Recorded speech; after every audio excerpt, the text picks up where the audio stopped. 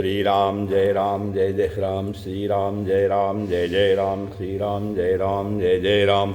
शांताकारं भुजगशयनं पद्मनाभं सुरेशं, विश्वाधारं गगनसदृशं मेघवर्णं शुभांगं, लक्ष्मीकान्तं कमलनयनं योगिभिर्ध्यानगम्यं, वन्दे विष्णुं भवभयहरं सर्वलोकैकनाथं। ह्यं ब्रह्मा वरुणेन्द्ररुद्रमरुताः कृण्वन्तु दिव्यैस्तवै, वेदैः साङ्गपदक्रमोपनिषदैर्गायन्ति यं सामगा, ध्यानावस्थितद्गतेन मनसा पश्यन्ति यं योगिनो, यस्यान्तं न विदुषुरासुरगणा, देवाय तस्मै नमः। नीलाम्बुजश्यामलकोमलाङ्गं सीतासमारोपितवामभागं, पाणौ महासायकचारुचापं नमामि रामं रघुवंशनाथं। लोकाभिरामं रणरङ्गधीरं राजीवनेत्रं रघुवंशनाथं, कारुण्यरूपं करुणाकरं तं श्रीरामचन्द्रं शरणं प्रपद्ये। वंशीविभूषितकरान्नवनीरदाभास, पीताम्बरादरुणबिम्बफलाधरोष्ठात्, पूर्णेन्दुसुन्दरमुखादरविन्दनेत्रात्, कृष्णात् परं किमपि तत्त्वमहं न जाने। भवानी शङ्करो वन्दे श्रद्धाविश्वासरूपिणो, याभ्यां विना न पश्यन्ति सिद्धा स्वान्तस्तमीश्वरम्। मनोजवं मारुस्तुल्यवेगं छेन्द्रियं बुद्धिमतां वरिष्ठं, वातात्मजं वानरयूथमुख्यं श्रीरामदूतं शरणं प्रपद्ये। मूकं करोति वाचालं पङ्गुं लङ्घयते गिरिं, यत्कृपातमहं वन्दे परमानन्दमाधवं। गुरुर्ब्रह्मा गुरुर्विष्णु गुरुदेवो महेश्वरः, गुरु साक्षात् परब्रह्म तस्मै श्री गुरुवे नमः। अज्ञानान्धकारस्य ज्ञानाञ्जनशलाकया चक्षुरुन्मीलितं येन तस्मै श्री गुरुवे नमः। श्री राम जय जय राम, श्री राम जय जय राम। सत्संग क्रम में आज श्रीमद् भगवद गीता के अध्याय 11 के 16वें श्लोक एवं आगे का कथन श्रवण किया जा रहा है। भगवान जो है अर्जुन को अभी अपनी विभूतियों का वर्णन के विषय में बताते हुए कहते हैं कि अनेक बाहूधर भक्त नेत्रम, पश्यामि त्वां सर्वतो अनंत रूपम, नान्तं न मध्यम न पुनस्तवादिम, पश्यामि विश्वेश्वर विश्वरूपो।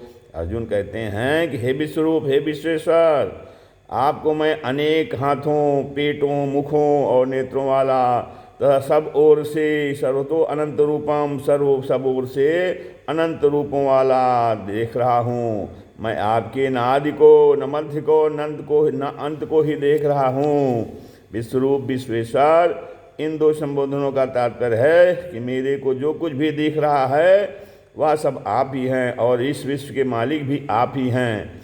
सांसारिक मनुष्यों के शरीर तो जड़ होते हैं और उनमें शरीरी चेतन होता है, परंतु आपके विराट रूप में शरीर और शरीरी ये दो विभाग नहीं हैं। विश्व विराट रूप में शरीर और शरीरी रूप से एक आप ही हैं, इसलिए विराट रूप में सब कुछ चिन्मय ही चिन्मय है। तात्पर्य हुआ कि अर्जुन विश्व रूप संबोधन देकर यह कह रहे हैं कि आप ही शरीर हैं, और विश्वेश्वर संबोधन देकर यह कह रहे हैं कि आप ही शरीरी हैं, शरीर के मालिक हैं। और अनेक बाहुधर वक्त नेत्रम, मैं आपके हाथों की तरफ देखता हूँ तो आपके हाथ भी अनेक हैं। आपके पेट की तरफ देखता हूँ तो पेट भी अनेक हैं। आपके मुख की तरफ देखता हूँ तो मुख भी अनेक हैं, और आपके नेत्रों की तरफ देखता हूँ तो नेत्र भी अनेक हैं। तात्पर्य है कि आपके हाथों, पेटों, मुखों और नेत्रों का कोई अंत नहीं है, सबके सब अनंत हैं। पश्यामि त्वां सर्वतो अनंत रूपम, आप देश काल वस्तु व्यक्ति पदार्थ आदि के रूप में चारों तरफ अनंत ही अनंत दिखाई दे रहे हैं।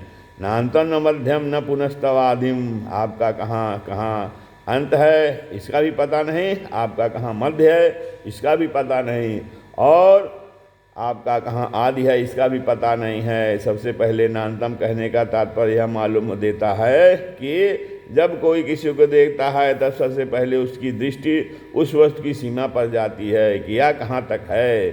जैसे किसी पुस्तक को देखने पर सबसे पहले उसकी सीमा पर दृष्टि जाती है, पुस्तक की लंबाई चौड़ाई कितनी है। ऐसे ही भगवान के विराट रूप को देखने पर अर्जुन की दृष्टि सबसे पहले उसकी सीमा अर्थात अंत की ओर गई।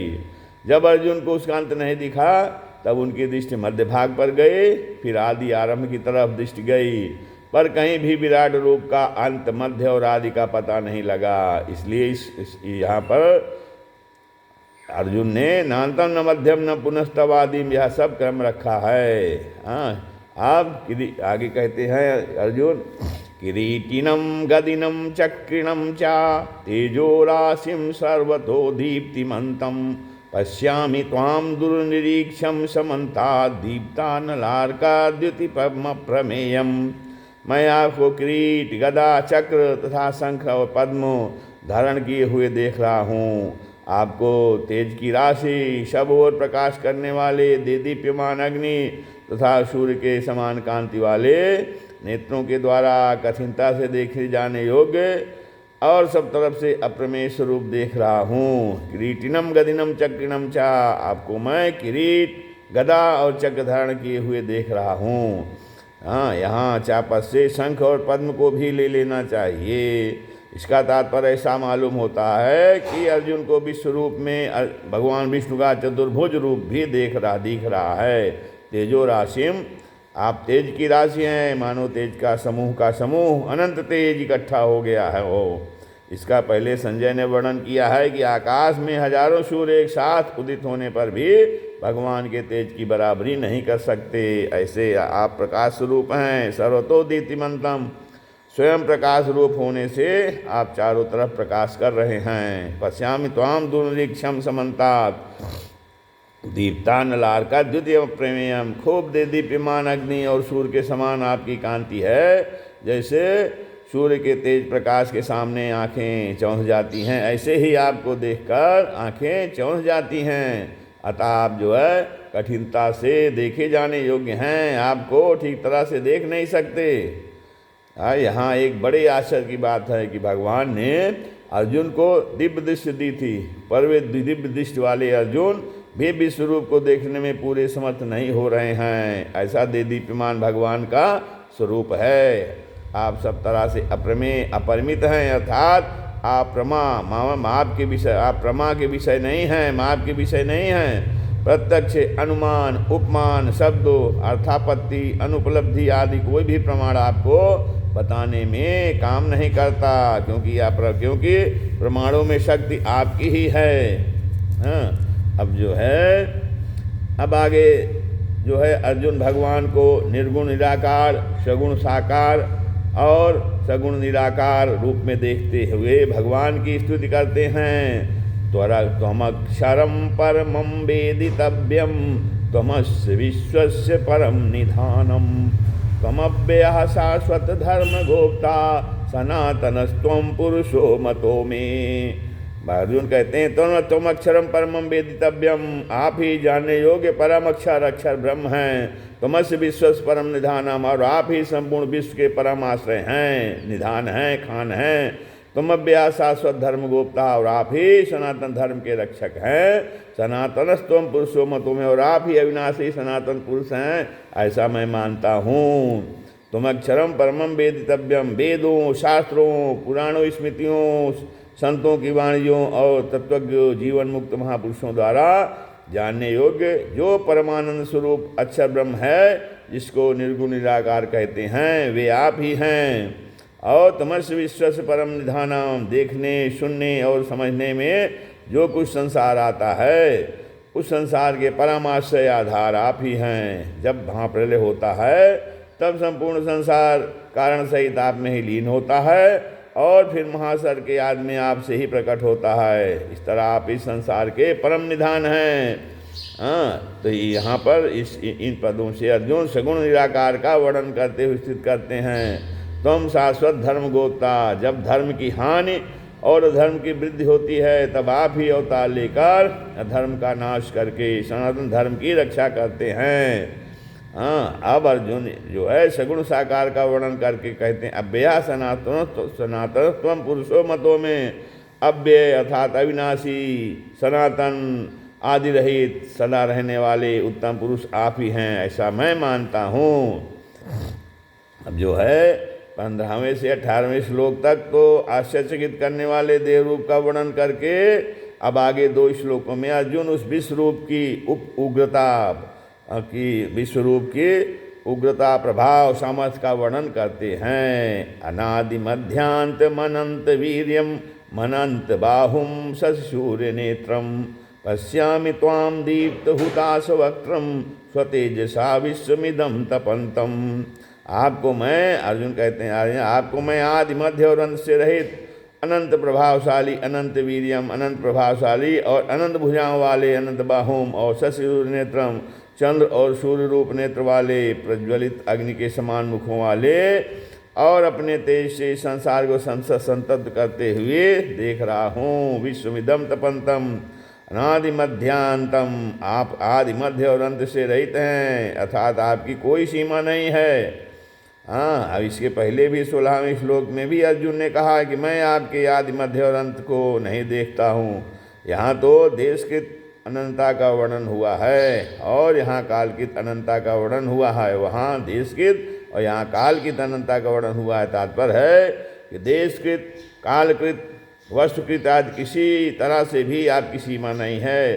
संपूर्ण देश काल आदि आपके अंतर्गत हैं, फिर आप देश काल आदि के अंतर्गत कैसे आ सकते हैं? अर्थात देश काल आदि किसी के भी आधार पर आपको मापा नहीं जा सकता है। अनंत वीर्यम, आप में अपार पराक्रम, सामर्थ्य और बल और तेज है। आप जो है अनंत असीम शक्तिशाली हैं। अनंत बाहुम, आपकी कितनी भुजाएं हैं इसकी कोई गिनती नहीं हो सकती। आप अनंत भुजाओं वाले हैं। ससूर्य नेत्रम, संसार मात्र को प्रकाशित करने वाले जो चंद्र और सूर्य हैं वे आपके नेत्र हैं, इसलिए संसार मात्र को आपसे ही प्रकाश मिलता है। दीप्ता हो हुताश वक्त्रम, यज्ञ होम आदि में जो कुछ अग्नि में हवन किया जाता है उन सबको ग्रहण करने वाले दीप्यमान अग्नि रूप मुख वाले आप ही हैं। स्वतेजसा विश्वमिदं तपंतम, अपने तेज से संपूर्ण विश्व को तपाने वाले आप ही हैं। तात्पर्य है कि जिन जिन व्यक्तियों, वस्तुओं, परिस्थितियों आदि में प्रतिकूलता मिल रही है, तो उनसे ही संपूर्ण प्राणी संतप्त हो रहे हैं। संतप्त करने वाले और संतप्त होने वाले दोनों एक ही विराट रूप के अंग हैं। ध्यावात् पृथिव्योरिदमन्तरं हि व्याप्तं त्वयैकेन दिशश्च सर्वा दृष्ट्वाद्भुतं रूपमुग्रं तवेदं लोकत्रयं प्रव्यभितं महात्मन्। हे महात्मन, यह स्वर्ग और पृथ्वी के बीच का अंतराल और संपूर्ण दिशाएं एक आपसे ही परिपूर्ण हैं। आपके इस अद्भुत और उग्र रूप को देख करके दृष्ट्वात् अद्भुतम रूपमुग्रम तवेदम लोकत्रयं प्रव्यभितं महात्मन, तीनों लोग व्यथित व्याकुल हो रहे हैं। महात्मन, इस संबोधन का तात्पर्य है कि आपके स्वरूप के समान किसी का स्वरूप हुआ नहीं, नहीं होगा, नहीं होगा, नहीं है, नहीं होगा, नहीं और हो सकता भी नहीं। इसलिए आप महात्मा अर्थात समान स्वरूप वाले हैं। ध्यावा पृथिव्यो रिद मंत्रम ही व्याप्तम तो एक दिशा सर्वा, स्वर्ग और पृथ्वी के बीच में जितना अवकाश है, पोलाहट है, वह सब पोलाहट आपसे परिपूर्ण हो रही है। पूर्व पश्चिम, उत्तर और दक्षिण, पूर्व उत्तर के बीच में ईशान, उत्तर पूर्व के बीच, उत्तर पश्चिम के बीच में वायव्य, पश्चिम दक्षिण के बीच में नैऋत्य और दक्षिण पूर्व के बीच में आग्नेय तथा ऊपर और नीचे, ये 10 दिशाएं आपसे व्याप्त हैं। अर्थात इन सब में आप ही आप विराजमान हैं। दृष्ट्वाद्भुतम रूप मुग्रम तवेदम लोकत्रयं प्रव्यभितं, 19वें श्लोक में तथा 20वें श्लोक के पूर्वार्ध में उग्र रूप का वर्णन करके आप 20वें श्लोक के उत्तरार्ध में 22वें श्लोक तक अर्जुन उग्र रूप के परिणाम का वर्णन करते हैं। तो आपके इस अद्भुत, विलक्षण, अलौकिक, आश्चर्यजनक, महान, दीदीप्यमान और भयंकर उग्र रूप को देख करके स्वर्ग, मृत्यु और पाताल लोक में रहने वाले सभी प्राणी व्यथित हो रहे हैं, भयभीत हो रहे हैं। यद्यपि जो है यहाँ पर स्वर्ग और पृथ्वी की ही बात आई है, ध्यावा पृथिव्यो, तथापि अर्जुन द्वारा लोकत्रयम कहने के अनुसार यहाँ पाताल भी ले लिया गया है। कारण कि अर्जुन की दृष्टि भगवान के शरीर के किसी एक देश में जा रही है और वहाँ अर्जुन को जो दिख रहा है वह दृश्य कभी पाताल का है और कभी मृत्युलोक का है और कभी स्वर्ग का है। इस तरह अर्जुन की दृष्टि के सामने सब दृश्य बिना क्रम के आ रहे हैं। अब यहाँ पर शंका होती है कि अगर विराट रूप को देखकर त्रिलोकी व्यथित हो रही है तो दिव्य दृष्टि के बिना त्रिलोकी ने विराट रूप कैसे देखा? भगवान ने तो केवल अर्जुन को दिव्य दृष्टि दी थी, त्रिलोकी को विराट रूप देखने के लिए दिव्य दृष्टि किसने दी? कारण कि प्राकृत चक्षुओं से यह विराट रूप नहीं देखा जा सकता, जबकि विश्वविदम तपंतम और लोकत्रयम प्रव्यभितम पदों से विराट रूप को देखा। त्रिलोकी के संतप्त और व्यथित होने की बात अर्जुन ने कही है। इसका समाधान यह है कि संतप्त और व्यथित होने वाली त्रिलोकी की भी उस विराट रूप के अंतर्गत ही है, अर्थात विराट रूप का ही अंग है। संजय ने और भगवान ने विराट रूप को एक देश में देखने की बात एक स्तंभ कही, पर अर्जुन ने एक देश की में देखने की बात नहीं कही। कारण कि विराट रूप देखते हुए भगवान के शरीर की तरफ अर्जुन का ख्याल ही नहीं गया। उनकी दृष्टि केवल विराट रूप की तरफ ही बह गई। जब सारथी रूप भगवान के शरीर की तरफ भी अर्जुन की दृष्टि नहीं गई, तब संतप्त और व्यथित होने वाले इस लौकिक संसार की तरफ अर्जुन की दृष्टि कैसे जा सकती है? अब इससे सिद्ध होता है कि संतप्त होने वाला और व्यथित करने वाला ये चारों उस विराट रूप के ही अंग हैं। हाँ, अर्जुन को ऐसा दिख रहा है कि त्रिलोकी विराट रूप को देखकर व्यथित भयभीत हो रही है, पर वास्तव में विराट स्वरूप के अंतर्गत भयानक सिंह, व्याघ्र, सांप आदि जंतुओं को और मृत्यु को देखकर त्रिलोकी भयभीत हो रही है। अब मार्मिक बात यह है कि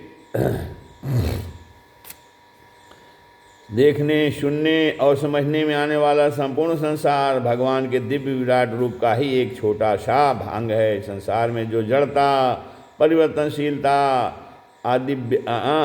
आदिव्यता दिखती है, वह वस्तुतः दिव्य विराट रूप की ही एक झलक है, एक लीला है। विराट रूप की जो दिव्यता है उसकी तो स्वतंत्र सत्ता है, पर संसार की जो आदिव्यता है उसकी स्वतंत्र सत्ता नहीं है। अर्जुन को तो दिव्य दृष्टि से भगवान का विराट रूप दिखा, पर भक्तों को भाव दृष्टि यह संसार भगवत स्वरूप दिखता है। वासुदेवा सर्वम तात्पर्य है कि जैसे बचपन में बालक का कंकड़ पत्थरों से जो भाव रहता है, वैसा भाव बड़े होने पर नहीं रहता। बड़े होने पर कंकड़ पत्थर उसे आकृष्ट नहीं करते। ऐसे ही भोग दृष्टि रहने पर संसार में जो भाव रहता है, वह भाव भोग दृष्टि के मिटने पर नहीं रहता। अब जिनकी भोग दृष्टि होती है उनको तो संसार सद्य दिखता है, पर जिनकी भोग दृष्टि नहीं है, ऐसे महापुरुषों को संसार भगवत स्वरूप ही दिखता है। जैसे एक ही स्त्री बालक को माँ के रूप में, पिता को पुत्री के रूप में, पति को पत्नी के रूप में, सिंह को भोजन के रूप में दिखती है, ऐसे ही यह संसार चर्म दृष्टि से सच्चा, विवेक दृष्टि से परिवर्तनशील, भाव दृष्टि से भगवत स्वरूप और दिव्य दृष्टि से विराट रूप का ही एक छोटा सा अंग दिखता है। हाँ, अर्जुन को स्वर्ग से पाताल तक तथा पाताल से स्वर्ग तक क्रमपूर्वक विश्वरूप को देखा हो, तो ऐसा बात नहीं। अर्जुन भगवान की दी हुई दिव्य दृष्टि से स्वर्ग, भूमंडल, पाताल सबको एक साथ देख रहे हैं, और जैसे देख रहे हैं वैसे ही बोल रहे हैं, हे देव, आपकी देह में देवताओं को देख रहा हूँ, प्राणियों के अलग अलग समुदायों को देख रहा हूँ, कमल पर विराजमान ब्रह्मा जी को देख रहा हूँ, कैलाश पर विराजमान शंकर को देख रहा हूँ, संपूर्ण ऋषियों को देख रहा हूँ, दिव्य सर्पों को देख रहा हूँ, आदि आदि। अर्जुन को ऐसा कहने में तो देरी लगी, पर ऐसा सबको एक साथ देखने में देरी नहीं लगी। इसलिए अर्जुन के वचनों में स्वर्ग, मृत्यु, पाताल आदि लोगों का कोई क्रम नहीं है। श्री राम जय जय राम, श्री